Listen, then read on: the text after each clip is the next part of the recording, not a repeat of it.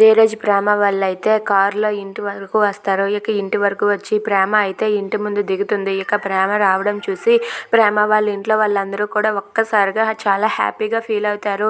ప్రేమ వచ్చింది అని చెప్పి గట్టిగా అరుస్తూ ఉంటారు. ఇక ప్రేమ దగ్గరికి అయితే పరిగెత్తుకుంటూ వెళ్తారు. ఇంతలో అక్కడే ఉన్న రామరాజు అయితే ప్రేమ రావడం చూసి చాలా సంతోషిస్తూ ఉంటాడు. ఇంతలో అక్కడికి ప్రేమ వాళ్ళ నానమ్మ వెళ్ళి ఇలా అంటూ ఉంటుంది, ప్రేమ ఎక్కడికి వెళ్ళిపోయావే, ఇన్నాళ్ళు నా పెద్ద కూతురు ఇంట్లో లేదు, నా పెద్ద కూతురు వెళ్ళిపోయిందని నేను బాధలో ఉన్నాను.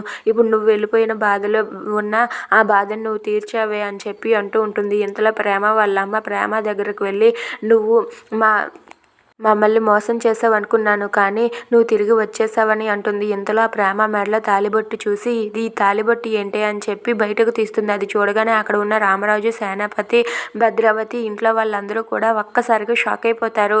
ఇక ప్రేమ మెడలో తాలిబొట్టు చూసి, ఏంటే తాలిబొట్టు ఉందేంటి, అసలు ఏం జరిగిందే, నీ మెడలో ఈ పసుపు తాడు ఏంటి అని చెప్పి వాళ్ళందరూ కూడా షాక్ అయ్యి చూస్తూ అడుగుతూ ఉంటారు. అది వినగానే ప్రేమ అయితే ఏం మాట్లాడకుండా మౌనంగా ఉంటుంది. ఇక ప్రేమ అయితే ఏడుస్తూ కన్నీళ్లు పెట్టుకుంటూ చాలా బాధపడుతూ ఉంటుంది. అది చూసి వాళ్ళ ఇంట్లో వాళ్ళైతే ఏమైందే, నీ మెడలో తాలిబొట్టు ఉంది, అసలు ఏం జరిగింది అని చెప్పి వాళ్ళైతే ప్రేమని నిలదీసి అడుగుతూ ఉంటారు. అయినా సరే ప్రేమ ఏం మాట్లాడకుండా మౌనంగా ఉంటుంది. Thanks for watching friends. Please subscribe our channel.